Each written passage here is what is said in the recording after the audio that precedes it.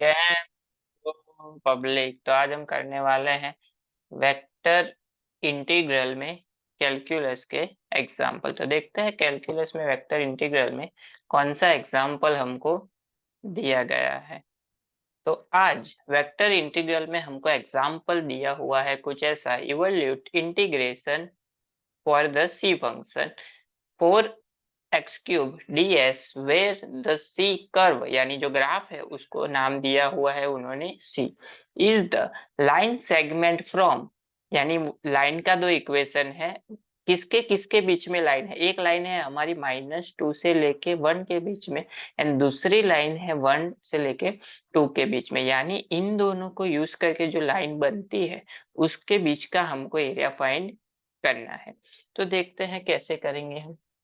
सबसे पहले तो हमको लाइन को सॉल्व करने के लिए लाइन का इक्वेशन पता होना जरूरी है। तो इसके लिए हमारे पास एक फॉर्मूला है, R इज इक्वल टू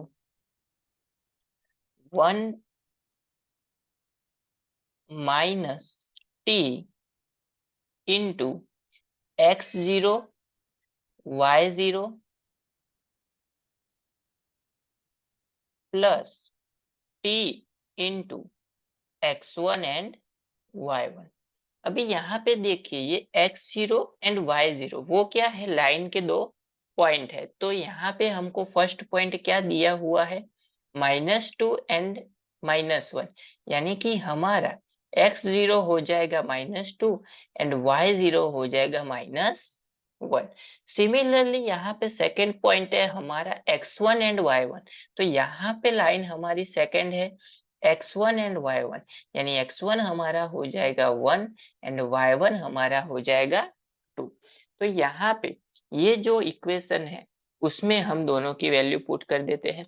तो हमको x इज इक्वल टू मिलेगा 1 माइनस टी इंटू x0, यानी x0 है -2, यानी कि -2 से मल्टीप्लाई किया, प्लस t इंटू 2, यानी कि t into 1।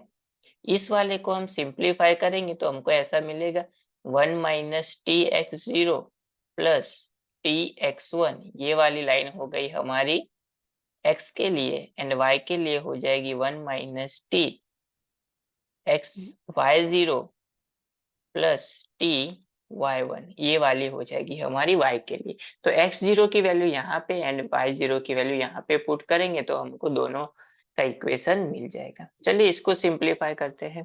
x is equal to -2 को मल्टीप्लाई, यानी कि -2 minus minus plus 2t plus T, यानी कि x इज इक्वल टू हमारा हो गया 2t प्लस टी, यानी कि 3t -2, यानी x की वैल्यू मिल गई हमको। उसके बाद हमको फाइंड करनी है y की वैल्यू। तो y की वैल्यू इस वाले इक्वेशन में वैल्यू पुट कर देंगे। तो y is equal to 1 minus t, वैसे का वैसा ही, y0 की वैल्यू है -1, यानी कि इसको मल्टीप्लाई करेंगे -1 से, प्लस t इंटू y1, यानी कि t इंटू 2। इसको सिंप्लीफाई करेंगे यानी कि y is equal to -1 minus minus plus t plus 2t, यानी कि y इज इक्वल टू हमारा हो गया 3t माइनस 1। तो यहाँ पे x एंड y दोनों की वैल्यू हमको मिल गई। क्योंकि ये वैल्यू हमने क्यों फाइंड की, क्योंकि यहाँ पे हमको x दिया हुआ है। तो यहाँ पे ये x की वैल्यू हमको पुट करनी पड़ेगी, तब हम इसको with respect to t differentiate integration इसका कर सकते हैं। लेकिन यहाँ पे एक और वैल्यू हमको दी हुई है जो है ds, यानी कि विथ रिस्पेक्ट टू इंटीग्रेशन क्या करना है हमको, s का करना है। लेकिन यहाँ पे s तो हमको कहीं पे दिख नहीं रहा, तो उसके लिए हमारे पास एक फॉर्मूला है, ds is equal to under root dx by dt का whole square plus dy by dt का होल स्क्वायर, यानी कि इस वाली x का with respect to t differentiate करेंगे और y का with respect to t differentiate करेंगे और उसकी वैल्यू हमको यहाँ पुट करेंगे तो ds की वैल्यू हमको मिल जाएगी। तो चलिए कर देते हैं। अगर x का हम with respect to d differentiate करते हैं यानी dx बाई dt, यानी कि 3t का हो जाएगा 3 एंड -2 का हो जाएगा 0, यानी dx बाई dt हमको मिल गया 3। सिमिलरली y के लिए भी क्या हो जाएगा, dy बाय dt, यानी 3t का हो जाएगा 3 एंड -1 का 0, यानी dy बाई dt भी हमको मिल गया 3।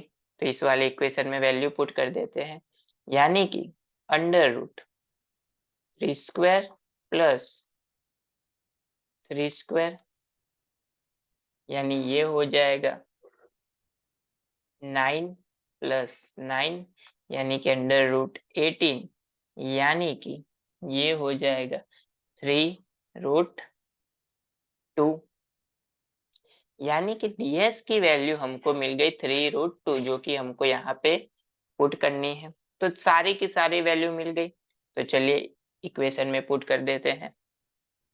चलिए first I is equal to integration जो है वो लिख देते हैं, इंटीग्रेशन 4x³ ds।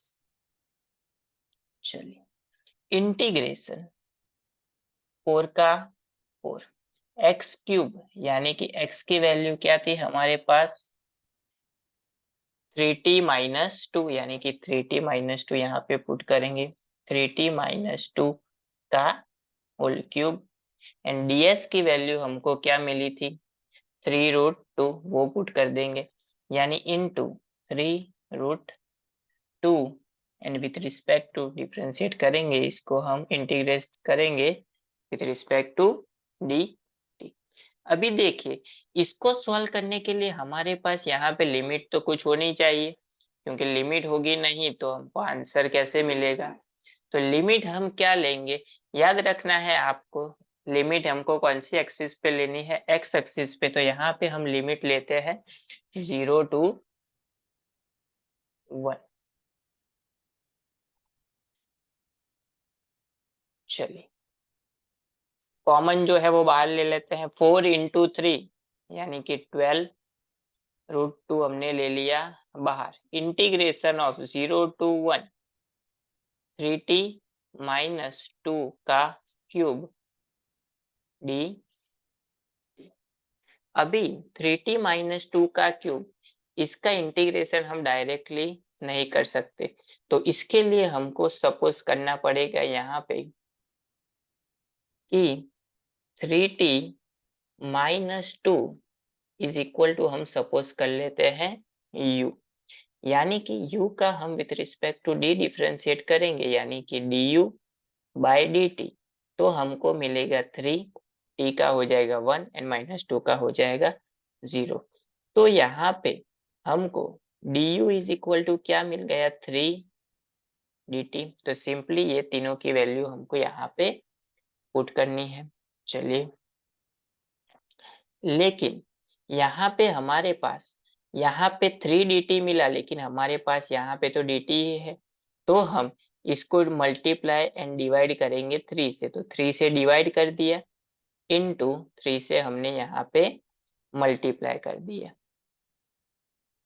तो हमको क्या मिला 12 root 2 divided by 3 integration 0 to 1 3t minus 2 raise to 3, यानी 3t माइनस 2 की जगह पे हम लिख सकते हैं u, तो ये हो जाएगा u क्यूब इंटू 3dt की जगह पे हम लिख सकते हैं इसका du, तो इसका इंटीग्रेशन तो हमको पता है 12 root 2 divided by 3, u cube का होता है u raise to 4 divided by 4, limit है 0 to 1, 3 इंटू 4 होता है 12 से कैंसल आउट, बचा क्या रूट 2, u की जगह पे उसकी वैल्यू पुट करते हैं 3t माइनस 2, यानी कि 3t